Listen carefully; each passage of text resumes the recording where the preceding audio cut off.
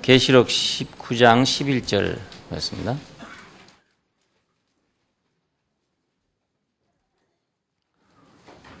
또 내가 하늘이 열린 것을 보니 보라 백마와 탄 자가 있으니 그 이름은 충신과 진실이라. 그가 공의로 심판하며 싸우더라.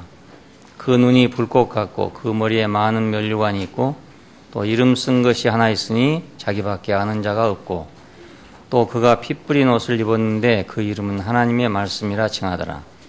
하늘에 있는 군대들이 희고 깨끗한 세마포를 입고 백마를 타고 그를 따르더라. 그의 입에서 이한 검이 나오니 그것으로 만국을 치겠고 친히 저희를 철장으로 다스리며 또 친히 하나님 곧 전능하신 이의 맹렬한 진노의 포도주 틀을 밟겠고 그 옷과 다리에 이름 쓴 것이 있으니 만왕의 왕이요 만주의 주라 하였더라. 내가 보니 한 천사가 해에 서서 공중에 나는 모든 새를 향하여 큰 음성으로 외쳐 가로되 와서 하나님의 큰 잔치에 모여 왕들의 고기와 장군들의 고기와 장사들의 고기와 말들과 그 탄자들의 고기와 자유한 자들이나 종들이나 물은 대수하고 모든 자의 고기를 먹으라 하더라. 또 내가 보매 그 짐승과 땅의 임금들과 그 군대들이 모여 그 말탄 자와 그의 군대로 더불어 전쟁을 일으키다가 짐승이 잡히고 그 앞에서 이적을 행하던 거짓 선지자도 함께 잡혔으니 이는 짐승의 표를 받고 그의 우상에게 경배하던 자들을 이적으로 미혹하던 자라. 이 둘이 산채로 유황불 붙는 못에 던지우고 그 나머지는 말탄 자 입으로 나오는 검의 죽음에 모든 새가 그 고기로 배불리 우더라. 21절까지 봤습니다. 지난번에 우리가 하늘의 허다한 사람들의 음성을 통해서 어린 양의 혼인 기약이 이르렀다. 그리고 아내가 예비되었다 하는 그런 선포가 있었습니다. 어린 양의 혼인식의 이제 하나의 서곡이라고 할 수 있었습니다. 오늘은 이제 혼인식 장면입니다. 혼인식이라는 게 이제 우리도 물론 그렇지만은 그 사람들은 아주 거창한가 봐요. 이렇게 밤에 하면서 여러 날 동안 그렇게 하고 아주 거창하게 하면 제주도 가면 지금도 그런데 결혼식 하기 전날 하고 그날 하고 다음 날까지 한 3일 동안 잔치를 해요. 그러니까 아마 옛날에는 더 많은 오랜 시간을 이렇게 잔치를 했지 싶습니다. 어린 양의 혼인잔치의 내용이 뭔가, 그럼 어린 양의 혼인잔치는 어떻게 하는 것인가, 뭘 어린 양의 혼인잔치를 하는 것인가, 이런 문제입니다. 오늘 읽어드린 말씀을 보면 어떤 전쟁이 벌어졌어요. 백마를 탄 군대하고 전쟁이 벌어져서 그 왕들, 장군들 뭐 이런 유에 속하는 사람들이 완전히 패배하고 그 용과 거짓 선지자가 잡혔다. 이것이 이제 그 잔치의 내용입니다. 그 잔치라는 건 즐겁단 말이거든요. 즐겁다. 그러니까 전쟁에서 승리를 해서 즐겁다 이런 뜻입니다. 그러니까 잔치가 우리처럼 이제 뭐 음식 먹고 이런 잔치가 아니고 이런 어린 양의 승리 그 자체가 잔치죠. 그러니까 오늘 우리가 교회에서 이제 해보면 그 어린 양의 승리가 이렇게 선포될 때 우리가 다 함께 즐거워하잖아요. 이건 잔치이기 때문에 그렇습니다. 그러니까 교회 세상에서는 이제 사자나 곰이나 이런 짐승들이 승리했을 때 막 박수를 치고 난리치잖아요. 환호하고 막 이렇게 하는 거거든요. 그런데 교회에서는 그런 환호가 아니라 어린 양이 승리할 때 우리가 환호를 하게 됩니다. 그것이 바로 잔치입니다. 잔치란 내용이. 그러니까 자, 하늘이 열렸다 이렇게 처음에 얘기했습니다. 언제 하늘이 열렸냐? 큰 바벨론이 망하고 어린 양의 혼인이 선포되니까 그때 하늘이 열리더라 그런 얘기입니다. 하늘이 열리더라. 그러면 그동안까지는 하늘은 감춰져 있었다 그런 말이죠. 우리가 지금 하늘이 안 보인 것처럼 감춰져 있었다. 그게 뭐가 있는지 모르죠. 하늘 안에 지금 뭐가 있는지 모르는 곳. 그것이 바로 하늘입니다. 그러니까 너무 멀고 너무 크고 이래가지고 뭐가 그 안에 들어있는지를 모르는 데가 하늘이잖아요. 이 하늘이 열렸다. 이러니까 이제 모르는 것이 없이 모든 것이 다 알려졌다. 이런 말이 되죠. 하늘이 열려졌으니까. 그죠? 하늘이 열린 것이 보였다. 그러면. 여기서 우리가 하늘이 열린 그 역사를 보니까 4장에서는 이제 보좌가 열렸다. 그렇게 돼 있어요. 이건 하나님의 통치의 보좌였습니다. 그러니까 그때는 다른 데는 다 감춰져 있고 단지 하나님의 행정, 통치, 그래서 악한 자는 벌을 받고 선한 자는 상을 받는 이런 거, 세상에 대한 하나님의 진노, 이런 것만 이제 보여줬다. 그런 뜻입니다. 하늘이 그렇게 제한되게 나타났다 그 말이죠. 두 번째 11장에 가니까 성전이 열렸다. 그럼 여기는 언약궤가 보이더라. 그랬으니까 이 언약궤가 보였단 말은 이제 보좌가 보였다는 것보다는 훨씬 성질이 달라진 거죠. 보좌가 보였다 할 때는 하나님의 행정만 있는 거지만 이제 성전이 열렸다 할 때는 하나님의 언약이 그 안에 들어 있습니다. 그러니까 일반적인 행정에서 이제 언약의 행정으로 바꿔진 거라고요. 이것은 하나님의 백성 안으로 하나님의 행정이 옮겨져 온 것을 얘기합니다. 일반 세계에 대한 하나님의 행정은 법치적인 것입니다. 법에 의해서, 그 자연 법치에 의해서 다스려지는 그런 세계입니다. 그런데 이제 성전이 열린 것은 자연 법칙에 의해서 열려진 것이 아니라 하나님의 약속에 의해서 통치가 진행된다. 그런 뜻이거든요. 하나님의 약속에 의해서. 이 약속은 누구에게 주어졌는가? 하나님의 백성에게만 주어졌습니다. 자, 세상에 주어진 게 아니라 하나님의 백성에게만 언약이 주어졌어요.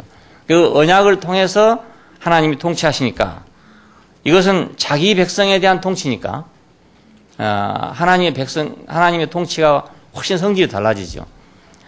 예를 들어서 뭐 경찰서장이라 하더라도 경찰서에서 일반인들을 상대하는 거 하고 자기 집에 와서 자기 가족을 상대하는 건 다를 거 아니겠습니까? 경찰서장이라고 자기 집에 와서도 경찰서에서 하던 식으로 자기 가족을 다스린다면 가정이 아니라 그것이 경찰서가 되고 말 거란 말입니다. 그런데 아무리 경찰서장이라 하더라도 자기 집에 오면은 경찰서장이 아니고 가장으로서 혹시 뭐라 하더라도 너 왜 이렇게 하냐 이렇게 하더라도 경찰서장으로서 한 말이 아니고 아버지로 한 말이란 말입니다. 남편으로나 혹은 아버지로 한 말이죠. 우리 영화 형제가 예를 들어서 법원에서 판결을 할 때 하고 자기 집에서 판결할 때는 다를 거라고요. 안 그렇겠습니까? 법원에서 판결할 때는 법률에 의해서 판결하는 거고 집에서 판결할 때는 언약에 의해서 판결한단 말입니다. 그러니까 언약의 보좌가 왔다는 말은 하나님의 백성에게로 하나님이 가까이 왔다. 그걸 의미합니다. 이 안에 이제 내용이 여자와 사내 아이, 승리자를 낳고 있는 여자의 모습이 보였고, 그 다음에 용과 두 짐승의 모습이 보였습니다. 그래서 이 여자와 용과 두 짐승이 서로 대적하는 관계에 있다는 것이 보여졌고, 그 다음에 이제 시온산에선 14만 4천이라는 그 처음 익은 열매들과 우상에게 경배한 자들이 거기 보였었어요. 그리고 이한 낫을 가지고 거두는 그 수확물과 진노의 포도주틀로 들어가는 포도송이가 거기 보였습니다. 그리고 난 다음에 불 섞인 유리바다 위에 그 어린 양의 노래를 부르는 무리들이 거기 보였었습니다. 자, 이것이 이제 언약의 보좌 안에 있는 내용들이었었어요. 그런 다음에 15장에 가면은 이제 증거 장막의 성전이 열렸다 그럽니다. 이것은 건축의 보좌입니다. 증거 장막, 장막할 때는 건축을 얘기합니다. 건축의 보좌가 열렸죠.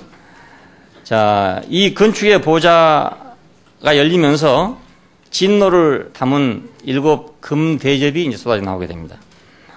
이 금대접이 나왔다는 말은 대접은 금이고 안에 있는 것은 진노잖아요.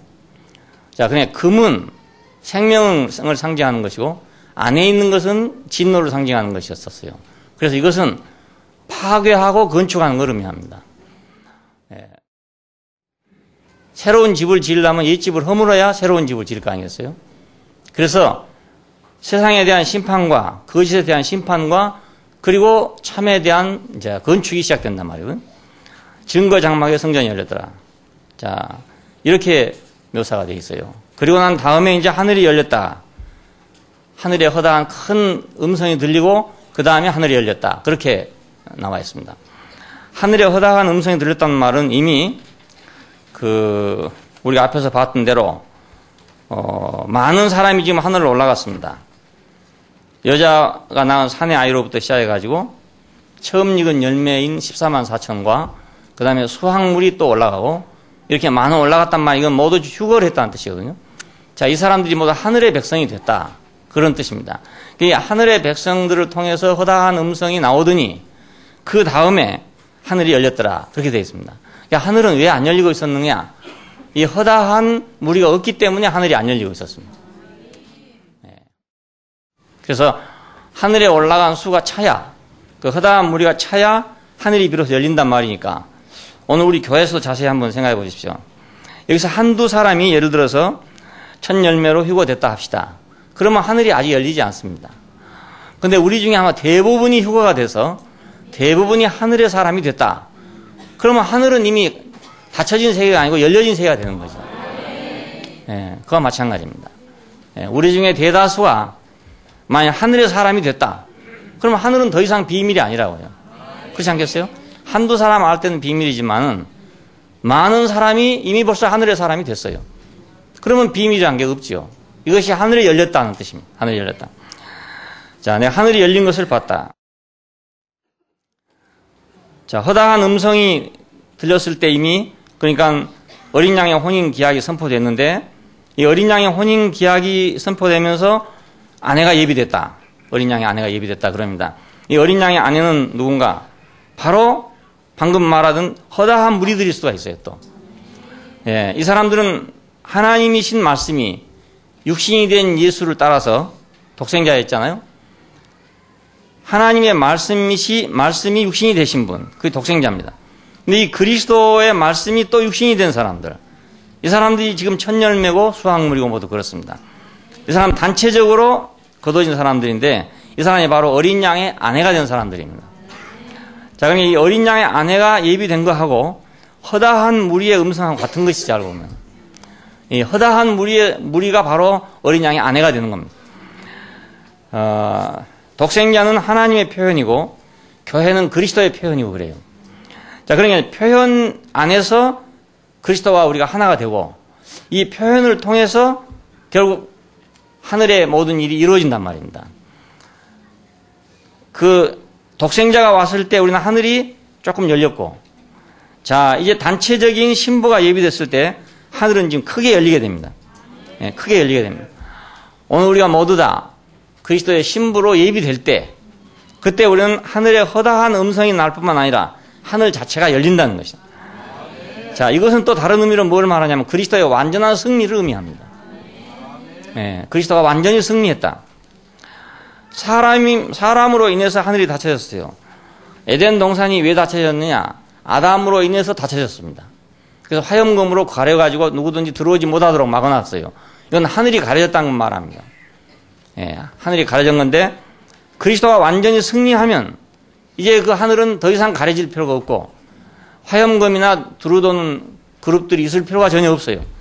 그리스도의 승리가 확보될 때 그 동산은 다시 열리는 겁니다. 오늘 우리 안에서도 그리스도의 완전한 승리가 이루어지게 되면 더 이상 동산은 화염검으로 가려진 동산이 아니라 우리가 함께 사는 동산이 되는 거예요. 하나님과 함께 사는 동산이 돼요.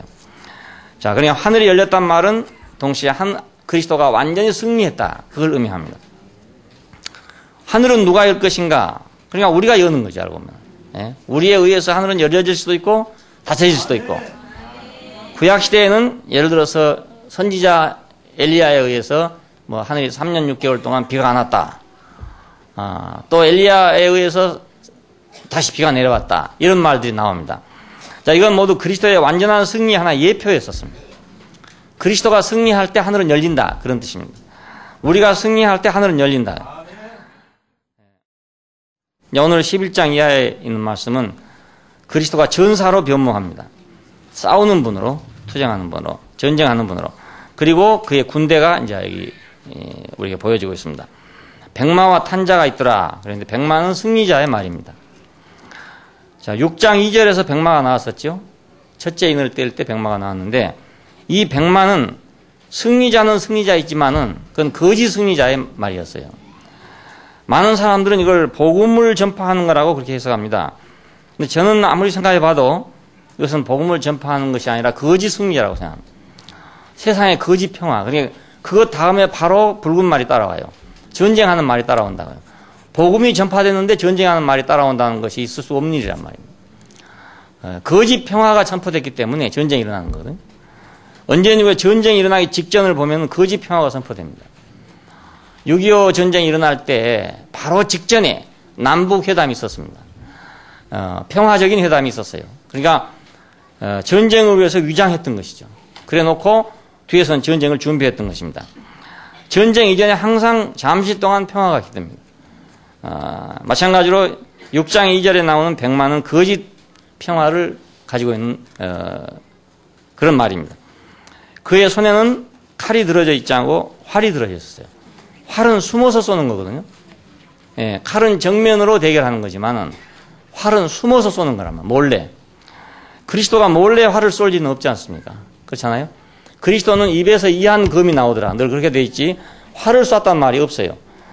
그걸 보면 이것은 거짓 승리자라는 걸 볼 수 있습니다. 여기 나오는 백마는 이제 진짜 승리자입니다. 이 승리자가 신랑이 되는 겁니다. 자, 전쟁으로 말하면은 승리자가 장군이 되는 거고, 결혼식으로 말한다면 승리자가 신랑이 되는 거예요. 신랑은 그렇게 승리자죠.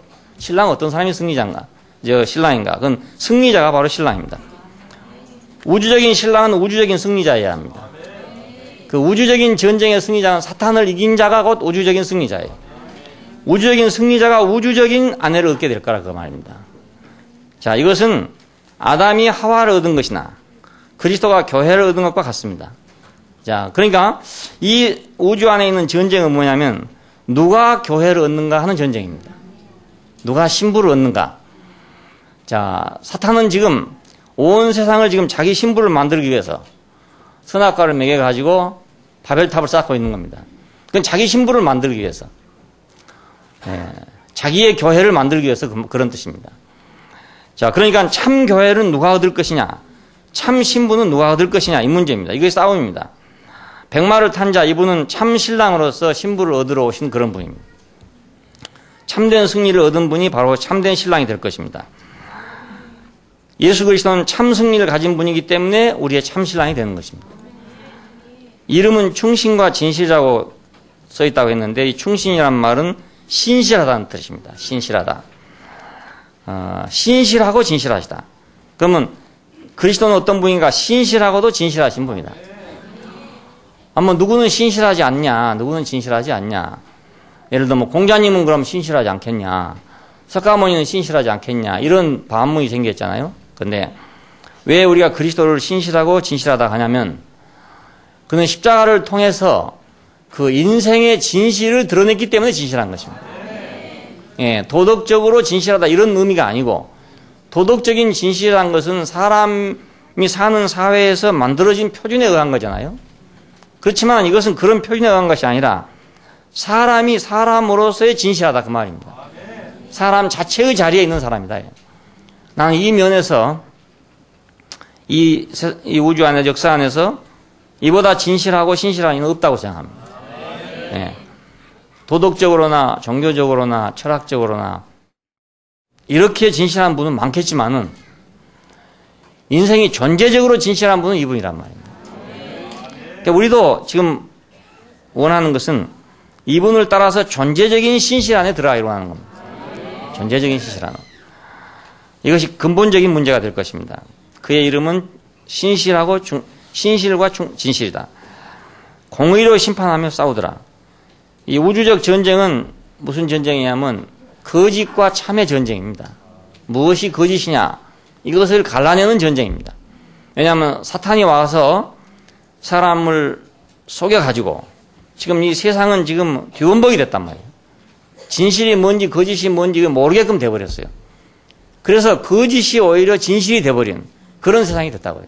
그러니까 이 전쟁은 거짓을 거짓으로 드러내는 전쟁인데 거짓을 거짓으로 드러내려면 진실이 있어야 드러낼 수 있습니다. 예, 진실이 없이는 거짓을 드러낼 수가 없어요. 재판을 해놔도요, 항상 절대적으로 승복하는 법이 없습니다. 항상 자기가 다 잘했다고 그러거든요. 이번에 지금 뭐 황우석 교수 문제가 나가지고 지금 나라가 들썩들썩하니 그렇게 되고 지금 세상이 뒤숭숭하게 되었고 있습니다. 한참 기대에 부풀러 있다가 또 지금 버금이 꺼지는가 일어나는가 지금 그런 중에 있는 중인데 양쪽에서 얘기하는데 보니까 둘 다 참 진지하게 얘기를 해요. 네. 뭐 그 병원 원장 이사장도 눈물을 흘려가면서 막 진지하게 얘기하고 이 황 교수도 아주 진지하게 진실하게 얘기하고 그냥 누가 진실인지 지금 모르죠. 뭐 며칠 후에 발표된다고 그러는데 또 발표돼도 그것도 진실인지 아닌지도 몰라요. 예, 세상은 그렇습니다. 이 매스컴이라는 게 우리가 생각한 것만큼 꼭 진실하다고 생각하면 안 됩니다. 매스컴이라는 건 다 조작을 하는 거니까요. 예, 누구하고 인터뷰를 하잖아요. 인터뷰를 하면 그 사람의 말을 그대로 다 방송에 내주지 않습니다. 자기들이 필요한 것만 잘라갖고 내버립니다. 대단히 기분 나쁜 거예요. 인터뷰 한 사람은. 왜냐하면 자기가 하고 싶은 말은 잘라버리니까. 그리고 방송사에서 하고 싶은 말만 하는 거예요. 그러면 너무너무 속 터지고 억울한 거예요. 그냥 분노가 나는 거예요. 그래서 방송이면 저건 진짜겠지 이렇게 생각하면 안 된다고요. 이건 신문이니까 진실이겠지 이렇게 생각하면 안 돼요. 활자의 마력이라는 데 사람들을 쏟고 있는 거라고요. 말로 하는 것보다 활자로 해놓으면 그건 진실 같아. 사실 같아. 그래서 사람들이 뭐 쏟는 거예요. 그러니까 양쪽이 지금 팽팽하게 서로 속였다고 그러는데 누가 속였는지도 모르겠고 누가 잘못했는지도 모르겠고 이걸 이제 뭐 서울대학 측에서 이제 뭐 검사를 해가지고 발표를 한다는데 그것도 과연 맞을런지 안 맞을런지 그것도 잘 모르는 거예요. 자, 이런 것뿐만 아니고 하나님 앞에서 인생이 진실하냐 안 하냐 하는 문제입니다. 예, 사람의 위치가 제대로 자기 자리에 있느냐 없느냐 하는 전쟁입니다. 이 전쟁이. 누가 하나님 앞에서 자기 위치에 있는 인생이냐 이에 대한 싸움입니다. 이 싸움이. 그러나 이 싸움은 총칼을 가지고 싸우는 싸움도 아니고 대포를 가지고 원자폭탄을 가지고 싸우는 싸움이 아니죠. 진실을 가지고 싸우는 싸움이죠. 공의로 심판하며 싸우더라. 누가 진실을 드러내서 거짓을 물리치고 정상적인 세계를 만들어낼 것이냐 그겁니다. 정상적인 세계를 만들어낼 것이냐. 자, 이것은 십자가밖에는 다른 방법이 없습니다. 자, 십자가에서 심판을 해봐야 이게 진실인지 아닌지 알 거 아니냐 이거. 예. 그런 다른 방법은 없어요. 말로 해갖고는 누가 진실한지 도무지 알 수가 없습니다. 이번 이 문제는 그래도 다행한 것이 이거 이제 과학적인 문제잖아요. 과학적인 문제니까 과학적인 문제는 해명이 될 것입니다.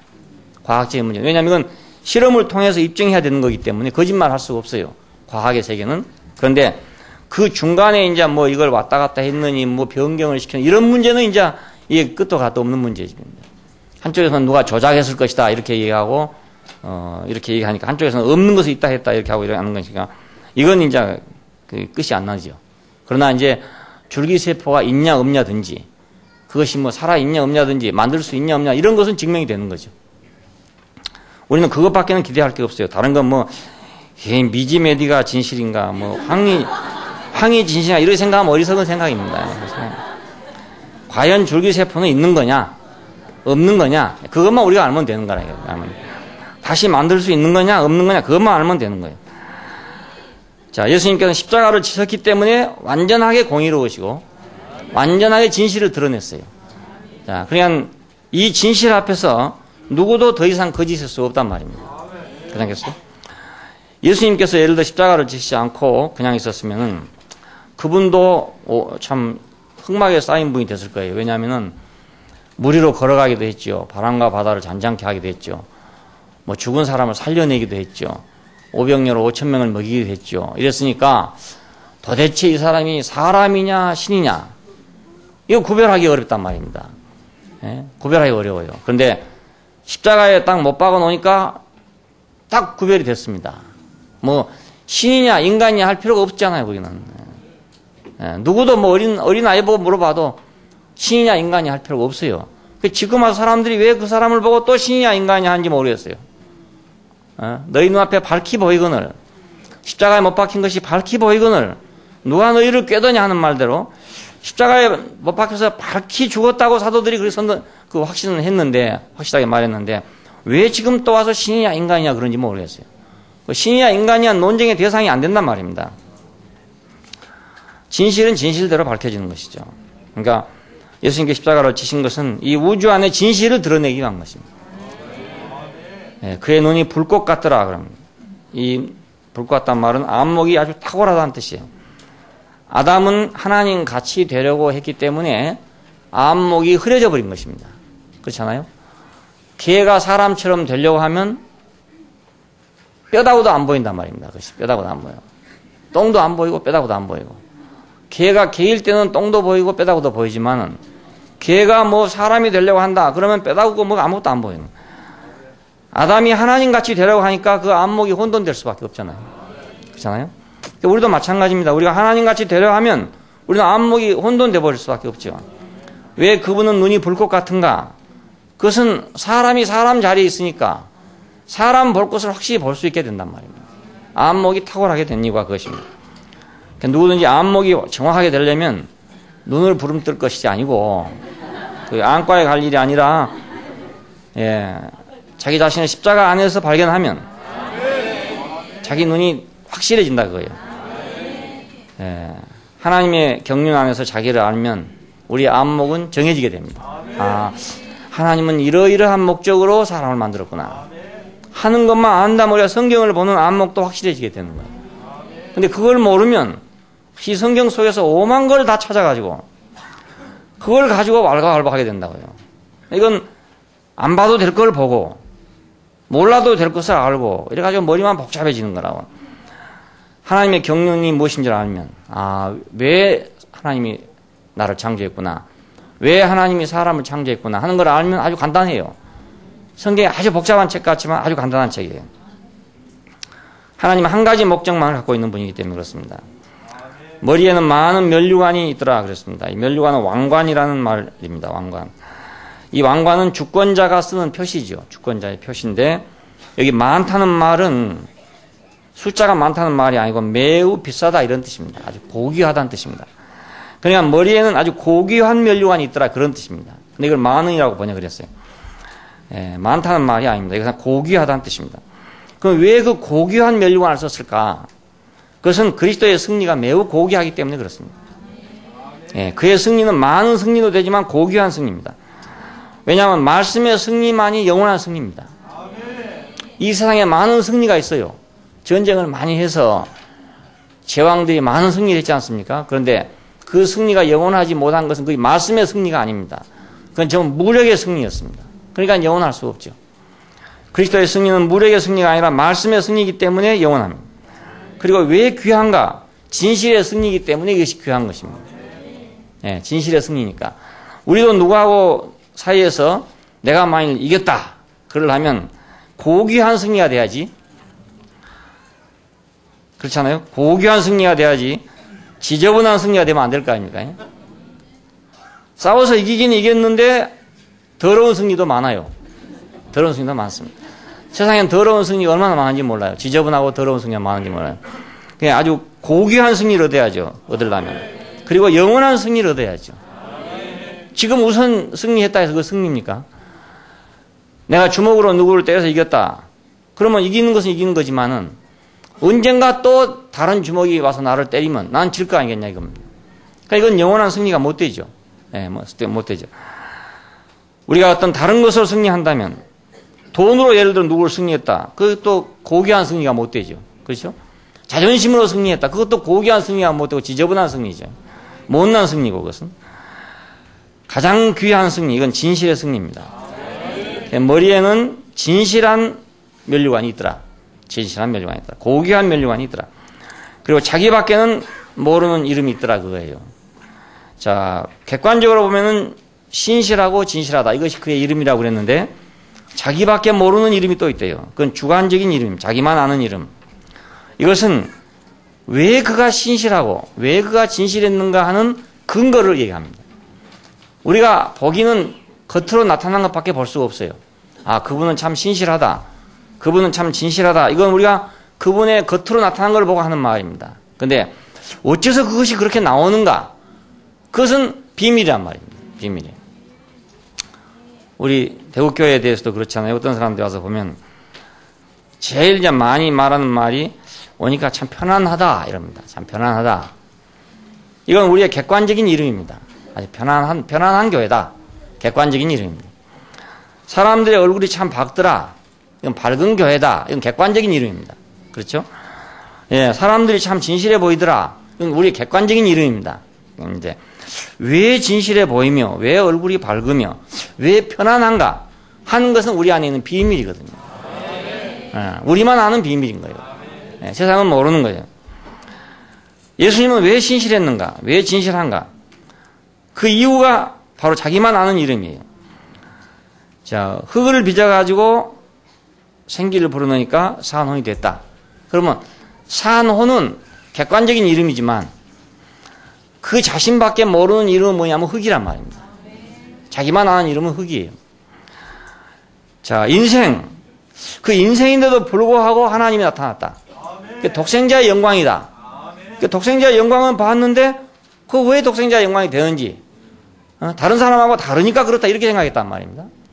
예, 뭐 하늘에서 왔고 우리는 땅에서 왔으니 그렇다 이렇게 생각했는데 그것이 아니고 자기밖에 모르는 이름이 있다 이거예요.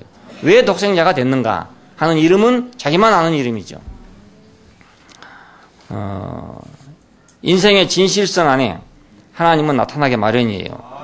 그러니까 진실은 그 속에 있는 그 존재 자체는 감춰져 있는 것이고 밖으로 나타난 것은 우리가 객관적인 이름입니다.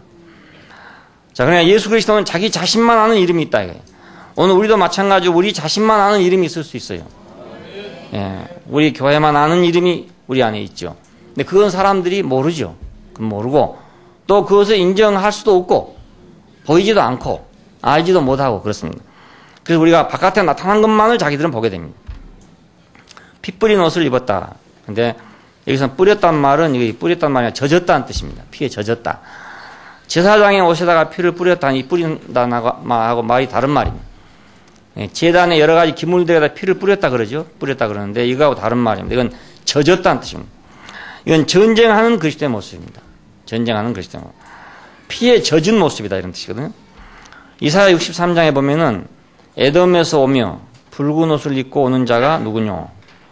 그는 내니 의를 말하는 자요 구원하기에 능한 자니라. 근데 어찌하여 내 의복이 붉으며 내 옷이 포도즙 틀을 밟는 자 같으뇨? 이렇게 물었단 말이에요. 그러니까 만민 중에 나와 함께한 자가 없이 내가 홀로 포도즙을 밟았는데 그들의 선혈이 내 옷에 튀어서 내 의복이 더럽혀졌다 이렇게 말합니다. 예. 이건 전쟁을 해서 심판을 하는데 심판하는 데서 피가 튀겨가지고 내 옷이 젖었다 그런 뜻입니다. 전쟁에서 전쟁 한참 하다 보면은 자기 옷이 다 젖을 거 아닙니까? 피에 젖을 거 아니겠어요? 예, 이런 모습입니다. 피 뿌린 옷을 입었더라. 전쟁하는 모습을 말합니다. 그리스도는 오늘 지금 전쟁하는 분으로 묘사되고 있습니다. 예, 신랑으로 묘사되지만은 신랑으로 묘사되기 전에 먼저 전사로 전쟁하는 분으로 묘사됐어요. 오늘 우리는 이 전쟁하는 분을 따라서 또 전쟁하는 사람들입니다. 그 이름은 하나님의 말씀이라 칭하더라. 하나님의 말씀, 그 이름을 하나님의 말씀이라 칭하더란 말은 이 전쟁하는 그리스도가 하나님의 말씀으로 전쟁한다는 뜻이에요. 이건 말씀의 전쟁이죠. 그러니까 우주적인 이 전쟁은 아까 진실의 전쟁이라고 그랬죠. 진실을 가르는 전쟁인데 이 진실을 가르는 전쟁은 말씀의 전쟁이에요. 그러니까 그리스도의 승리는 말씀의 승리죠. 자, 그리스도의 싸움은 그러니까 하나님의 말씀을 말해내는 싸움입니다. 그 입으로 나오더라. 입으로 금이 나오더라. 그러나 입으로 금이 나오더라. 이것은 하나님의 말씀이 속에 있는 하나님의 말씀이 입으로 나오더라. 그런 말입니다. 속에 있는 하나님의 말씀이란 말은 성경이란 말이 아니죠. 속에 있는 하나님의 도가 하나님 자신이 입으로 말로 나온다 그 말입니다. 말로 나온다. 우리 속에 있는 것이 말로 나오잖아요. 우리 속에 있는 것이. 우리가 말을 하기 전에 우리 속에 말이 있어요. 말이 있는데 그것이 언어라는 구조를 통해서 사람들이 들려지게 됩니다. 그 언어가 없으면 우리 속에 있는 것이 전달될 수가 없어요. 들려지고 표현될 수가 없어요. 언어가 없으면. 우리말에 꿀먹은 벙어리란 말이 있습니다. 그래서 어디가 생전 처음 모르는 건데 산에 가서 어떻게 하다 보니까 아마 석청을 먹었겠죠. 먹었는데 이런 것이 정말 달기는 단데 뭘 하고 말을 할 수 없다는 거라. 그래서 꿀 먹은 벙어리란 말이 나오는 거야. 꿀이라는 단어가 없기 때문에. 예? 꿀이라는 단어가 없으면 와서 설명할 때 뭐라고 설명했습니까? 설탕을 하면 설탕 같다 할 것이고 조청을 하면 조청 같다 할 것이고 이렇게 안 하겠습니까? 예? 그러니까 언어가 없으면 내가 분명히 그걸 먹어봤어도 그걸 표현할 수가 없어요. 언어라는 게 그렇게 중요해요. 지난번에 이제 순자 자매하고 자매들이 나와가지고 이제 노래를 부르고 간증을 했잖아요. 했더니 우리 영관이가 그걸 듣고 있다 하는 말이 혼자 듣기는 아깝다.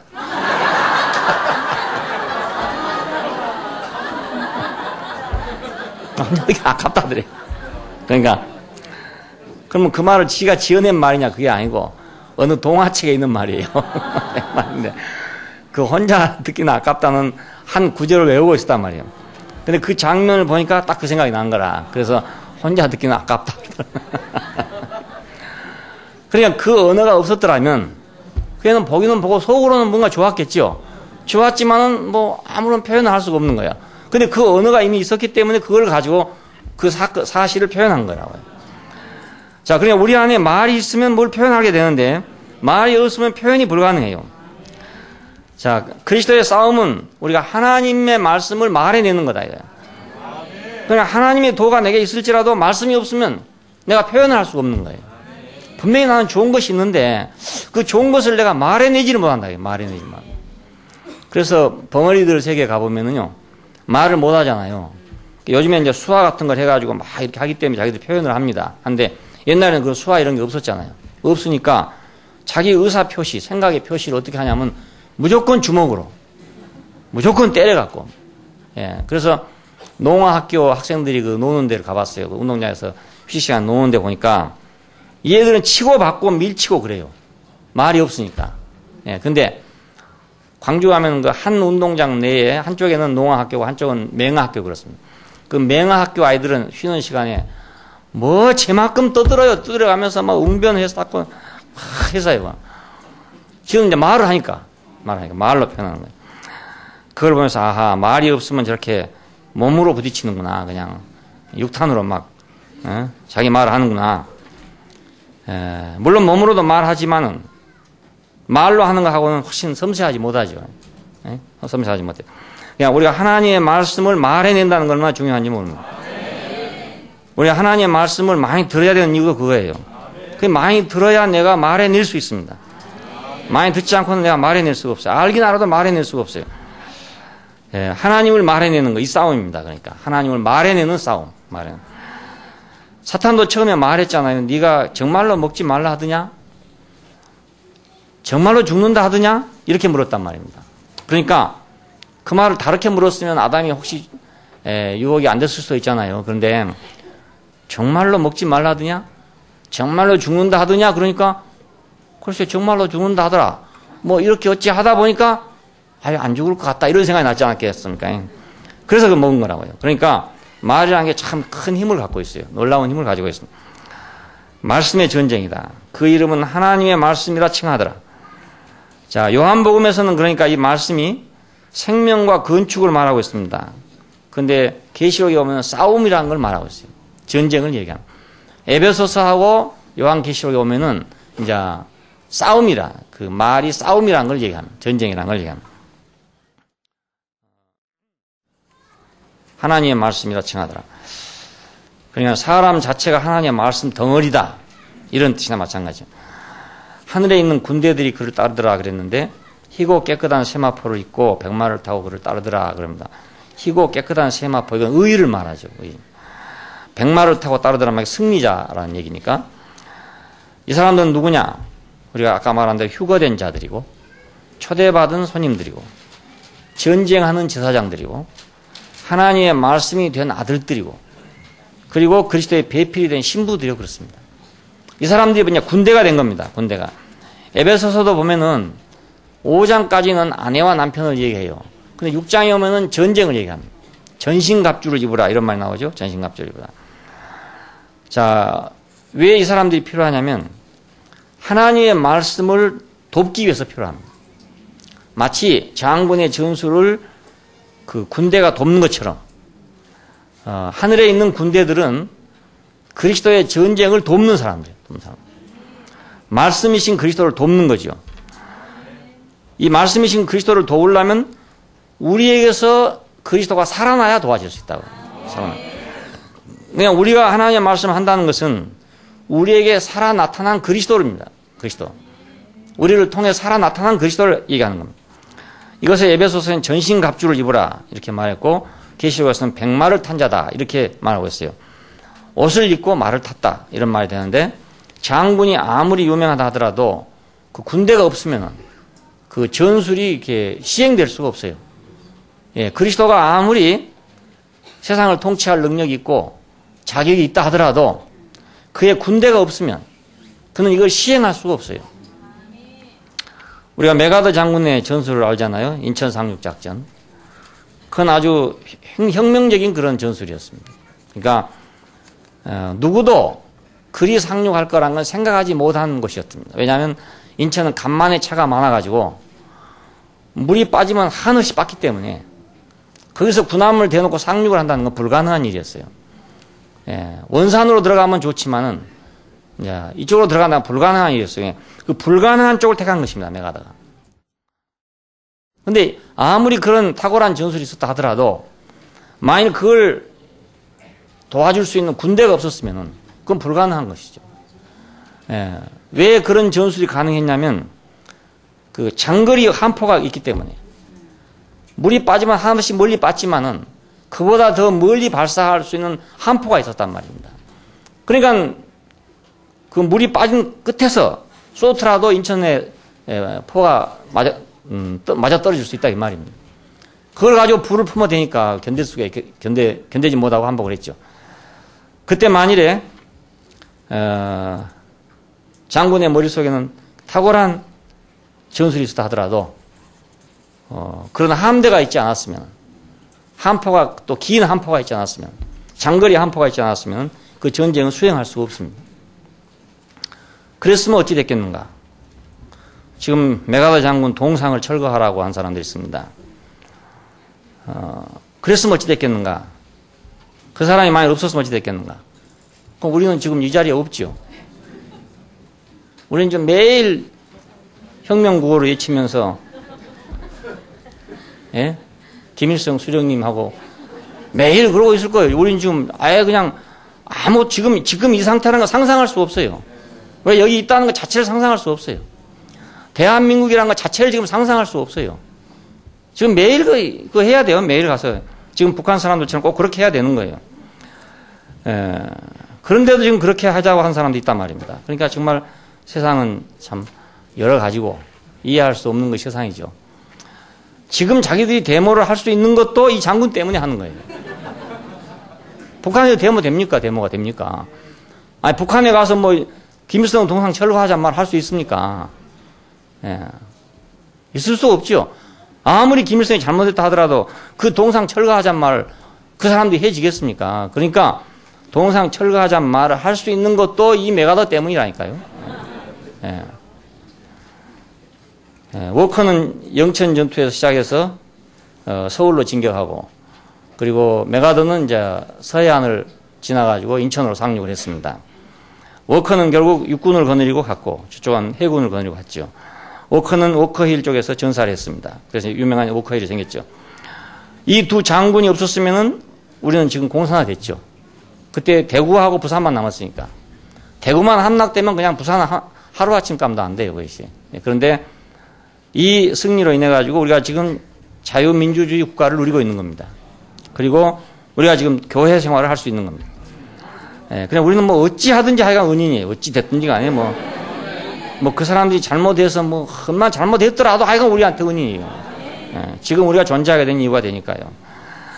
그러나 그 사람들이 하더라도 만약 그것을 지지할 수 있는 부대가 없었으면은 그건 불가능한 일 아닙니까? 그러니까 그리스도에게는 절대적으로 하늘에 있는 군대들이 필요합니다. 휴거된 자들이 필요하고 초대받은 사람들이 필요하고 전쟁하는 제사장들이 필요하고 하나님의 말씀이 된 아들들이 필요하고 그리스도의 배필이 된 신부들이 필요한 거예요. 이 사람들이 군대가 되는 거니까요. 자, 이 사람들이 있으면은 하나님의 말씀은 거의 전쟁 무기로 변하는 거라. 전쟁 무기로 변해요. 그런데 이게 없으면 전쟁 무기가 되지 못해요. 예, 원자폭탄 저는 잘 몰라가지고 그거 어떻게 함부로 갖다 떨어치면 어떻게 되나 이렇게 생각했어요. 그랬더니 그냥 떨어뜨린다고 폭파되는 게 아니라더라고요. 거기다가 뭘 이제 장치를 해야만 그게 폭파가 되지 그냥 폭파되는 게 아니래요. 그러니까 예수 그리스도도 만약 원자폭탄이라 하더라도 거기다가 뭐 뇌관인지 뭔지는 모르겠지만 하여간 뭘 해야만 그 터지는 거지 그냥 터질 수가 없잖아요. 하늘에 있는 군대에 의해서 그건 터지게 돼 있다고요. 예, 그러니까 그리스도가 그리스도로서의 전사가 되고 승리자가 되기 위해서는 우리가 필요해요. 예, 전신갑주를 입은 우리가 필요하고 백마를 탄 우리가 필요한 거예요. 그 입에서 이한검이 나오더라고요. 그러니까 이제 군대들이 있으니까 이한검이 나왔죠. 군대가 없을 때는 그냥 어찌하여 나를 버리셨습니까? 이런 말밖에 안 나왔단 말이에요. 내 원대로 마옵시고 아버지 원대로 하옵소 이런 말밖에 안 나왔어요. 그런데 군대가 있으니까 이것이 검이 돼서 나오는 거예요. 우리도 그렇죠. 우리 형제들이 나가서 어디가 전쟁을 하게 되면 뭘 가지고 나가냐면 내 원대로 마옵시고 아버지 원대로 하옵소서 하는 이 연약한 걸 가지고 가는 겁니다. 하나님 어찌하여 나를 버리셨습니까? 하는 걸 가지고 가는 거예요. 그런데 언제 그것이 검이 되냐? 그것은 교회가 그 뒷받침이 딱 될 때, 예, 승리자들이 뒷받침이 될 때 그 검으로 변한다고요.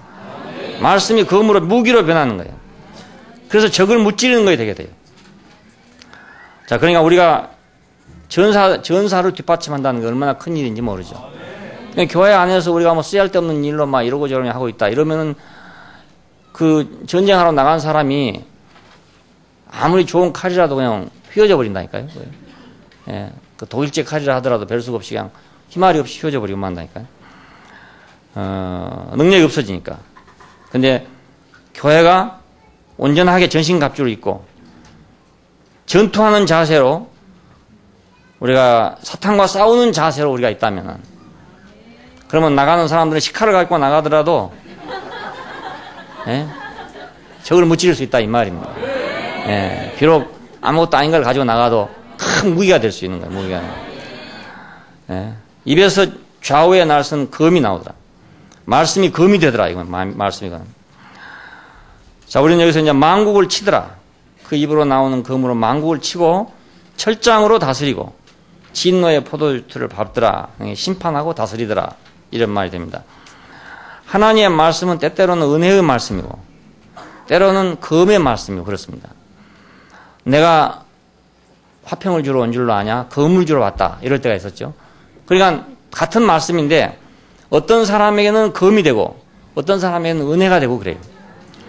하나님의 자녀들에게는 그를 따르는 사람들에게는 그의 신부에게는 은혜의 말이 되고 적에게는 검이 되는 거죠. 똑같은 건데 예, 입에서 이한 검이 나오더라.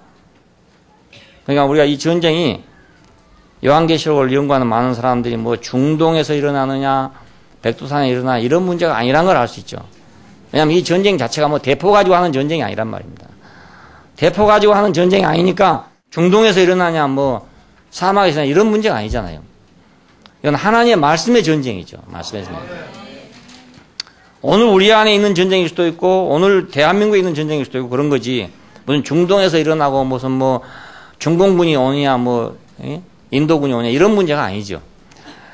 옷과 다리에 만왕의 왕 만주의 주라고 이름이 쓰였더라. 그러면 옷은 표현이고 다리는 활동입니다. 그러니까 완전한 통치자, 주권자, 소유자라는 뜻입니다. 자, 예수 그리스도는 모든 것을 잃었어요. 그렇지만 모든 것을 얻은 사람입니다. 우리가 모든 것을 잃으면 모든 걸 다시 얻습니다. 다시 얻을 때 옛날 잃은 걸 얻는 게 아니고 전혀 다른 걸 얻는다고요. 모든 걸 잃으면 모든 걸 얻는 거예요. 그러니까 모든 걸 가지려는 사람은 하나도 얻지 못해요. 썩을 것으로 심고 썩지 아니할 것으로 거두고, 그죠? 욕된 것으로 심고 영광스러운 것으로 거두고, 예. 없어질 것으로 심고 영원한 것으로 거두고. 예. 늘 말하지만 우리가 늘 이렇게 새 것으로 교환해야 되는 거예요. 더 영원한 것으로 늘 교환해야 되죠. 예. 가지고 있다고 해서 영원히 내 것이 되는 게 아니고 교환해야 내 것이 됩니다. 바꿔야 내 것이 됩니다. 자, 이것이 승리의 잔치입니다. 그러니까 우리가 이 전쟁을 보면, 요한계시록을 보는 많은 사람들이 뭐 3차 대전이 언제 일어나느냐, 뭐 4차 대전이 언제 일어나냐 이러고 생각하고 있는데, 그 헛다리 짚는 거죠. 그냥 헛다리 짚는. 남의 다리 긁고 있는 거나 마찬가지예요. 이 전쟁은 다른 전쟁이에요. 지금 요한이 뭐 세계 정세를 갖다가 얘기하고 세계의 정세를 뭐 예언하려고 이 책을 쓰고 있는 게 아니고 예수 그리스도의 승리를 얘기하려고 이건 쓰고 있어요. 예수 그리스도의 승리를 얘기하는데 방법이 계시록적인 방법, 묵시록적인 방법으로 그걸 쓰고 있는 것입니다. 자, 우리가 어떤 걸 표현할 때, 사상을 표현할 때 시로 표현할 수도 있고 소설로 표현할 수도 있고, 그렇죠? 수필로 표현할 수도 있고 그렇습니다. 예, 같은 건데도 시적인 사람은 시로 표현하고 소설적인 가들은 소설로 표현하고 그렇잖아요. 마찬가지로 요한은 예수 그리스도의 승리를 표현하는 데 있어서 이 묵시록이라는 방법으로 이 방법으로 표현했단 말입니다. 그러니까 이 방법에 매여 가지고 뭐 다니엘서를 연구하고 에스겔서를 연구하고 이래가지고 맞춰가지고 뭐 이거 로마가 어디까지 왔느냐 이런 거 연구하는 건 다 헛일이에요. 다. 그리스도의 승리가 무엇인지를 모르면 다 헛일입니다. 우리는 이 승리가 진실의 승리고 하나님 말씀의 승리고 그 짐승에 비해서 어린 양의 승리고, 자, 이 승리가 오늘 어디에 있는 승리냐면 교회 안에 있는 승리거든요. 그러니까 알고 보면 이것은 교회의 승리죠. 알고 보면 교회 안에의 전쟁은 이런 전쟁이니까.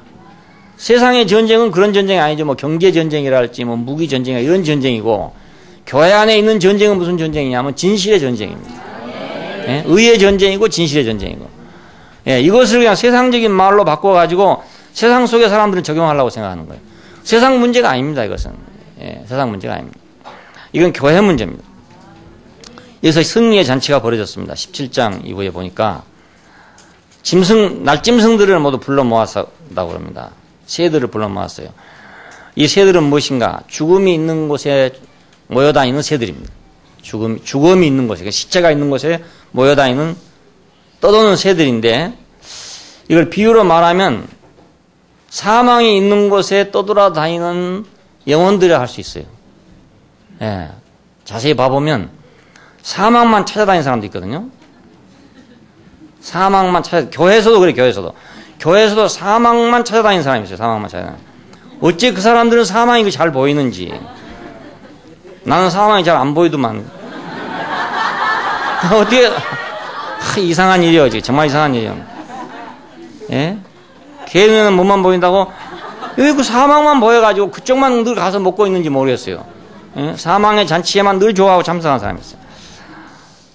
잔치도 가보면 여러 가지 잔치 있잖아요. 술잔치도 있고, 뭐 고기잔치도 있고, 뭐 여러 가지 잔치가 있는데, 술 좋아하는 사람은 술잔치에 가게 되고, 떡 좋아하는 사람은 떡잔치 가게 되고, 전부 그렇다니까요. 그러니까, 이 교회에서 이상하게 사망이 있는 곳으로만 자꾸 모여다니는 사람들도 있어요. 교회는 어느 정도 아직은 한쪽에 사망이 있게 마련입니다. 그 부분이 있는데, 그걸 쫓아다니는 사람도 있어요. 이것이 공중에 떠돌아다니는 날짐승하고 똑같아요. 날짐승은 또 눈이 밝아. 예, 눈이 밝아. 그 높은 공중에 떠가지고요, 땅에 있는 조그마한 좁쌀알을 본다니까요. 눈이 그렇게 밝아요. 그러니까 또 이런 사람들은 어찌 그렇게 눈이 밝은지, 예, 사망에 대해서는 대단히 눈이 밝아가지고 남 모르는 걸 뭐 다 알고 있고 막 그래가 다 쫓아다니면서 먹고 있고, 그래 배탈 나가지고 하고 있고, 이런 사람 있어요.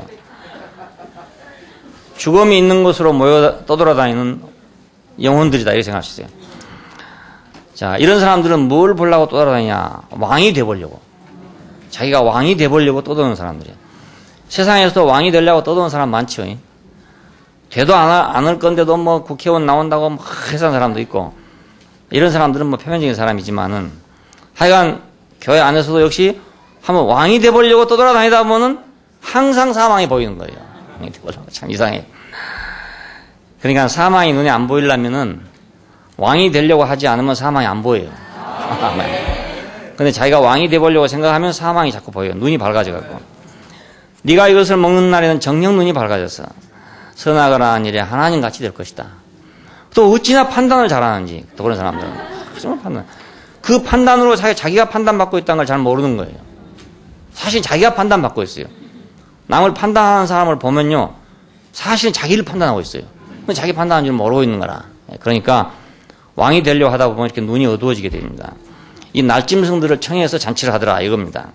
그러니까 오늘 교회에서도 그런 일이 없어야 되죠. 왜냐하면 그 날짐승들이 돼가지고 죽음 있는 곳으로 돌아다니다가 그 죽음을 먹고 있는 그 잔치를 우리가 본다면 승리자들은 대단히 참 즐거운 일이지만, 그러나 거의 남이면 괜찮는데 남이 아니면 슬픈 일이잖아요. 그렇잖아요. 세상이 그럴 때는 보면 기분이 좋은데 교회가 어느 부분에 그렇다면 기분이 좋은 게 아니고 슬프단 말입니다. 그러니까 그렇게 하면 안 되죠. 이건 세상 사람들이나 할 일이죠. 그러니까 세상 사람들이나 할 일입니다. 그러면 우리가 박수 치면서 잔치를 할 거란 말입니다. 그렇잖아요. 교회에서 이런 일이 생기면 박수 칠 수도 없고 잔치할 수도 없고 이렇게 생깁니다. 해 안에선 천사가 큰 소리로 말하더라. 이건 해 안에서라는 뜻입니다. 해 안에서. 해는 하나님의 의이신 그리스도를 상징합니다. 의의 태양이신 그리스도를. 자, 그래서 예수님께 십자가에 죽으셨을 때 햇빛이 어두워졌다 그럽니다. 때가 제6시쯤 되어 해가 빛을 잃고 온 땅에 어둠이 임하더니 제9시까지 계속하더라. 이렇게 되어 있죠. 이것은 그때 당시에 그 자연 현상이 그랬는지 안 그랬는지 모르겠지만, 분명한 것은 베드로의 그 영혼에, 베드로의 마음에 태양이 다 가버리고 해가 캄캄해진 시간이 됐을 겁니다. 그 시간이. 예, 제자들의 하늘이 가려져 버리고 제자들의 햇빛이 없어져 버리는 그런 시간 아니었겠어요? 그러니까 그때 자연 현상이 이렇게 일어나고 있다는 걸 얘기하고 있는 건지, 아니면 자기들 속이 그랬는지 모르죠. 어쩌면 자기들 속이 그랬다는 게 더 맞아요. 그렇지 않겠어요? 제6시쯤 되어 해가 빛을 잃고 자기들의 그리스도가 죽게 되니까 빛을 잃었겠죠. 온 땅에 어둠이 임하더니 자기 온 몸에 어둠이 임했겠죠. 제9시까지 계속하더라요. 그러니까 이렇게 되시던 분이 그 말입니다. 이렇게 돼서 자기 눈에 캄캄하게 보이고 어둠 가운데 가려져 버렸던 그분이 힘센 다른 천사로서 땅과 바다를 밟으러 내려올 때는 얼굴이 해같이 빛나더라. 그냥 그리스도가 패배한다고 보여졌을 때는 우리 속에 태양이 다 식어버리고 만난 말이에요. 가려져 버리고 말았어요. 그런데 그가 승리자가 돼가지고 땅과 바다를 밟으러 내려오는 모습이 보이면 우리는 그 얼굴이 해같이 빛난 것이 보이게 되죠. 제자들은 바로 이 해같이 빛난 얼굴을 보고 다시 모여들기 시작한 것입니다. 예. 계시록 10장 1절에 보면 그 얼굴은 해 같고 그 발은 불기둥 같으며 그 손에 작은 책을 들고 오른발은 바다를 왼발은 땅을 밟고 사자의 부르짖는 같은 큰 소리로 외치더라. 이건 그리스도가 땅과 바다를 정복하고 있는 그런 모습을 얘기합니다. 예. 그걸 우리가 본다면 우리는 그 얼굴이 거머졌다 이렇게 할 수 없잖아요. 그런 분의 얼굴은 해같이 빛나게 보일 거란 말이에요. 자, 이것이 이제 결혼 예식의 즐거움입니다. 지금 다른 건 이해하고 있는 게 아닙니다. 결혼식 이해하고 있는 겁니다. 예. 예. 이 얘기 지금 잘못 들으면 안 됩니다. 이건 지금 결혼식입니다. 지금 묘사를 내가 잘못해서 그런데 이건 결혼식 얘기하고 있는 겁니다. 대적자들의 고기를 먹으라 그럽니다. 왕들의 고기와 장군들의 고기와 장사들의 고기와 말탄 자들과 자유자나 종들의 모든 고기를 먹으라 하고 소리를 치더라. 이건 하나님의 큰 잔치라 그럽니다.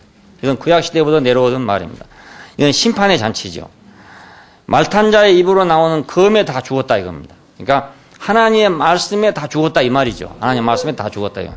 자, 이런 유들의 고기를 먹으라 이 말이니까 지금까지 세상을 지배하고 지금까지 왕노릇하고 지금까지 그리스도를 무시하던 어린 양을 무시하던 모든 사람들이 하나님의 입으로 나오는 말탄자 입으로 나오는 말씀에 의해서 죽임을 당했으니까 이걸 와서 실컷 먹어라 이런 뜻입니다. 하나님의 말씀, 그리스도의 말씀 앞에 모든 육체가 다 새의 밥이 되더라. 그런 뜻입니다. 새의 밥이 되더라. 날아다니는 새들은 계속해서 어디가 시체가 있는가 하고 다니는 거예요. 독수리들이. 그래서 옛날에 이제 사람을 사형할 때 나무에다가 사람을 매달아 놔두면 새들이 와서 다 쪼아 먹는다 그러잖아요. 그걸 보고 조장이라고 그래요. 조장. 그 새 밥이 되게끔 한다. 어떤 때는 또 그걸 좋은 일이라고 새들이 먹고 공중으로 날아가니까 영원히 하늘로 올라간다고 해서 이제 일부러 조장을 하는 것도 있어요. 여기 대적자들의 고기로 잔치를 하더라. 그러니까 우리가 교회 안에 자세히 잘 보면, 우리가 어느 때는 왕들을 잡아서 잔치할 때도 있고, 장군을 잡아 잔치할 때도 있고, 장사를 잡아 잔치할 때도 있고, 말탄 자들을 잡아 할 때도 있고, 소위 자유자라는 사람들을 잡아다가 잔치할 때도 있고, 그렇죠? 예. 우리가 여러 가지 잔치를 지금 경험하고 있습니다. 예. 여러분 잘 보시면 이런 잔치가 다 있어요. 짐승과 거짓 선지자가 잡히더라. 자, 이 짐승은 적그리스도, 권력형 적그리스도라고 그랬죠. 그래서 이것을 세상의 제왕들로 묘사를 했어요. 권력형 적그리스도니까. 그리고 거짓 선지자, 이것은 종교형 적그리스도입니다. 짐승의 표를 받고 그 우상에게 경배하던 자들을 이적으로 미혹하던 자들이다. 이것이 거짓 선지자의 일이었습니다. 거짓 선지자는 누구에게 찾아오는가? 세상을 사랑하는 자들을 찾아다닙니다. 우리가 거짓말에 속는 것은 왜 속냐면은 자기한테 속을 수 있는 이유가 있어 속는 것입니다. 그냥 속는 게 아니고요. 누가 나에게 거짓말 내가 속잖아요? 속아놓고 나 뒤에 생각해보면 내 안에 속을 만한 이유가 들어있어요. 그래서 속습니다. 내가 속을 이유가 없으면 안 속습니다. 예, 안 속습니다. 거짓 선지자는 세상을 사랑하는 사람들을 찾아다닙니다. 그를 따르는 자들이 없으면 붙잡히죠. 그러니까 만일에 그런 사람이 없으면 할 일이 없어져요. 그렇지 않겠어요? 산채로 유황불 붙는 못에 던져지더라 그럽니다. 이건 고통을 의미합니다. 14장에 보니까 거룩한 천사들 앞과 어린 양 앞에서 불과 유황으로 고난을 받으리니 그 고난의 연기가 세세토록 올라가리로다. 밤낮 쉼을 얻지 못하리니 이런 말씀이 나옵니다. 그러니까 짐승과 거짓 선지자가 받을 고통을 얘기합니다. 왜 고통스러운가? 이제 자기를 따르는 사람이 없어지니까. 자기 부하들이 없어지니까. 그러니까 부하가 없는 장군, 부하가 없는 권력은 정말 비참한 거라고요. 그렇지 않겠어요? 내가 뭐 사단장 해갖고 뭐 10,000명씩 거느리고 있다가 아무도 없어 보세요. 얼마나 비참하겠는지. 6.25 때 띵 소장이 대전 전투에서 실패해가지고 포로로 잡혀갔지 않았습니까? 사단장이었는데 부하가 다 잃어버리니까 혼자 생포돼가지고 북한에 포로로 잡혀갔었습니다. 그러니까 아무리 장군이라 하더라도 부하가 없으면 자기는 생포되죠. 자, 짐승과 거짓 선지자가 왜 생포됐는가? 그것은 그 부하들이 다 죽었기 때문에. 그래서 생포된 것입니다. 우리가 만일 그들에게 도움을 주지 않는다면 그들은 사로잡히고 말 것입니다. 근데 우리가 그 도움을 주기 때문에 그들을 득세하고 있는 거예요. 거짓말 하는 사람도요, 속아준 사람이 있으니까 늘 거짓말이 재밌어서 하지. 속은 사람이 한 사람도 없으면 재미가 없어서 못해요. 거짓말 하는 건 재미로 하는 거거든요, 재미로. 남이 나한테 속을 때 참 재미있잖아요. 재밌어요. 어린 아이들이 이빨 빠질 때가 돌아오면 거짓말을 슬슬 합니다. 왜 하냐면 재미가 있어갖고요. 자기가 거짓말 하고 나면은 딴 사람이 속은 줄 알고 자기 기분이 좋은 거예요. 이 버릇이 오래 가다 보면 거짓말쟁이가 되는 거예요. 예, 그것이 잠깐 지나고 말아야 되는데 지나가지 않고 이거 평생 가는 사람이 있어요. 그런 사람은 거짓말이 자기 재미가 돼버리는 거라. 그냥 아무도 자기를 알아주지 않는다고 생각하면 거짓말 못해요. 근데 자기 머리로는 자기가 한 거짓말을 듣고 저 사람이 속는다고 생각하는 겁니다. 그렇기 때문에 하는 거예요. 남이 안 속아도 자기는 속는다고 생각하는 거예요. 그러니까 하는 거예요. 속는 사람이 없으면 거짓말쟁이도 없어집니다. 짐승과 거짓 선지자가 잡혔더라. 이제 큰 전쟁의 가닥이 잡혔습니다. 백마 탄 자와 백마를 탄 군대들이 나와가지고 자 원수들을 다 진멸하고 짐승과 거짓 선지자가 이제 욕만 남았습니다. 욕만 다 잡히고 그랬으니까 지금 전쟁이 막바지에 들어섰다 이 말이죠. 막바지에서는 이게 바로 어린 양의 혼인 잔치에 지금 절정에 이르고 있는 겁니다. 그러니까 어린 양의 혼인 잔치는 전쟁입니다. 전쟁. 뭐 북치고 장구치는 그런 혼인 잔치가 아니고 이건 전쟁하는 혼인 잔치입니다. 근데 전쟁의 승리보다도 더 신나는 잔치는 없어요. 원수의 목전에서 상을 베푸시나이다 이런 말이 나옵니다. 그 원수의 목전에서 상을 베푼단 말은 전쟁에 승리한 사람들이 그 포로들 적장을 잡아다 놓고 그 앞에서 잔치를 베풀한다는 뜻이거든요. 예, 그 앞에서. 그러니까 이건 뭐 남자들의 세계였죠. 남자들의 세계. 이보다 신나고 하는 그런 전쟁은 없는 거죠. 그런 잔치는 없는 거죠. 잔인한 잔치지만은 그 잔치가 아주 신나는 잔치가 되는 거예요. 그 로마 제국의 그 말로를 보면 그렇잖아요. 그 포로들을 잡아다가 이제 금투사를 만들어 가지고 그 사람들을 놓고 막 격투를 시켜 가지고 사람 죽이고 이런 걸 보면서 막 희열을 느끼고 그렇잖아요. 포로를 잡아다 놓고 자기들이 이제 즐기는 거예요. 즐기는 거예요. 마치 호랑이가 뭘 잡아다 놓고 놀리듯이 고양이가 쥐를 잡으면 그래요. 쥐를 잡으면 그냥 잡아먹는 게 아니고 아주 오랫동안 놀려요. 하나 놔두고 모른 채 하고 눈 감고 있어요. 그럼 쥐가 이제 눈 감았는가 싶어서 살살 기어가잖아요. 한참 기어가면 탁 잡아가고 또 모른 채 하고 앉아있고 이 사람 아주 교활해요. 그 고양이가 하는 거 보면요. 그래가지고 오만 짓을 다 해가지고 가지고 놀다가 그래 마지막에 잡아먹습니다. 고양이가 잔치하는 거죠. 잔치. 예. 전쟁의 잔치라는 거예요. 어린 양의 혼인잔치는 하나님의 말씀의 전쟁입니다. 우리가 하나님의 말씀 앞에 세상이 무너지는 그 잔치예요. 예. 그러니까 계시록의 전쟁은 세상 전쟁이 아니란 말입니다. 예. 뭐 중동에서 일어난 전쟁이냐, 뭐 아프리카에 일어난 전쟁이냐, 그런 전쟁이 아니죠. 우리가 뭐 6.25 전쟁이 났을 때도 많은 사람들은 뭐 이거 북방에서 뭐 끓는 가마가 쏟아졌는 이런 얘기 많이 했어요. 비슷하잖아요. 북방에서 끓는 가마가 쏟아졌다니까 붉은 군대가 막 쏟아져 내려왔잖아요. 예, 대구까지 내려왔잖아요. 낙동강만 못 건너고 다 내려와 버렸어요. 끓는 가마가 쏟아졌대요. 구약에 보면 그런 말들이 있거든요. 북방에서 끓는 가마가 쏟아져 내렸다. 이건 이제 아수르가 쏟아져 내려왔다는 그런 말인데 이걸 한국 전쟁에다가 비유해가지고 얘기를 한 적이 있었어요. 우리 어렸을 때 들었어요. 그래 지금 뭐 이제 말세가 왔다 이래가지고 뭐 맨날 말세 왔다고 말세 왔다고 우리 어렸을 때부터 말세 왔다고 내내 했는데 2000년 지나면서부터는 또 말이 지금 좀 없어졌습니다. 요즘에는 지금 뭐가 이슈가 되는지 잘 모르겠어요. 안 가봐가지고 잘 모르겠는데 하여간 그런 식이 된 겁니다. 계시록의 전쟁은 그런 전쟁이 아니고 사탄과의 말씀의 전쟁입니다. 지금 우리가 이 전쟁을 하고 있는 거예요. 그러니까 우리가 이 전쟁을 하고 있어요. 우리가 하나님의 말씀으로 전쟁하고 있는 것은 바로 계시록의 전쟁을 하고 있는 겁니다. 이 전쟁에서 거짓 선지자가 잡히고 짐승이 잡히고 그 부하들이 잡히고 이는 잡힐 건 용만 남았습니다. 용만. 예, 용만 하나 지금 남아있습니다. 용만 잡으면 이제 다 때려잡고 이제 신방으로 들어가는 그런 것이 되는 거예요. 예, 예. 전쟁의 승리, 승리의 잔치. 우리가 하나님의 말씀으로 세상을 승리한다는 건 얼마나 신나는 일인지 모르고 하나님의 말씀으로 거짓을 이긴다는 건 얼마나 신나는 일인지 모르고 예, 거짓 속에 하나님의 말씀을 전파해서 거짓이 사라지고 그 진실이 세워진다는 것은 얼마나 즐거운 일인지 모르거든요. 이 전쟁이 바로 어린 양의 혼인잔치입니다. 예, 기도하십시다.